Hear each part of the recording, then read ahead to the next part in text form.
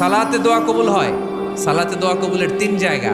একটা হচ্ছে তাকবীরে তাহরিমার পরে আমরা সানা পড়ি না, আমরা তো একটা পড়ি, আল্লাহর হাবিব সুন্নাহ এবং নফল নামাজে আরো পড়তেন সানা, ওই দোয়া কবুল হয়। দুই নম্বর জায়গা সালাতে সেজদায় পড়ে দোয়া করলে কবুল হয়।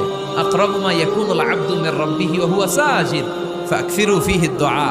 বান্দা যখন সেজদায় লুটিয়ে পড়ে বান্দা আল্লাহর সবচেয়ে কাছে চলে যায়। তা কিন্তু বিশ্বনবী বলে সেজদাটা তোমার রবের কুদরতি পায়ের উপরে পড়েছে। সেজদায় পড়ে দোয়া করেন। সালাম ফিরানোর আগে বিশ্বনবী দোয়া করতেন, লা ইউসাল্লিমান্না আহাদুকুম হাত্তা ইয়াতাআওয়াযা মিন আরবা'a। আল্লাহর হাবিব বললেন, চার জিনিস থেকে পানাহ না আছে আমার কোন উম্মত যেন সালাম না ফিরায়। তারা যেন পড়ে আল্লাহুম্মা ইন্নী আউযু বিকা মিন আযাবিল কবর, আউযু বিকা মিন আযাবি জাহান্নাম, আউযু বিকা মিন ফিতনাতিল মাহইয়া ওয়াল মামাত, আউযু বিকা মিন ফিতনাতিল মাসিহিদ দাজ্জাল। আল্লাহ কবরের আযাব থেকে বাঁচাও, আল্লাহ জাহান্নামের আগুন থেকে বাঁচাও, আল্লাহ জীবন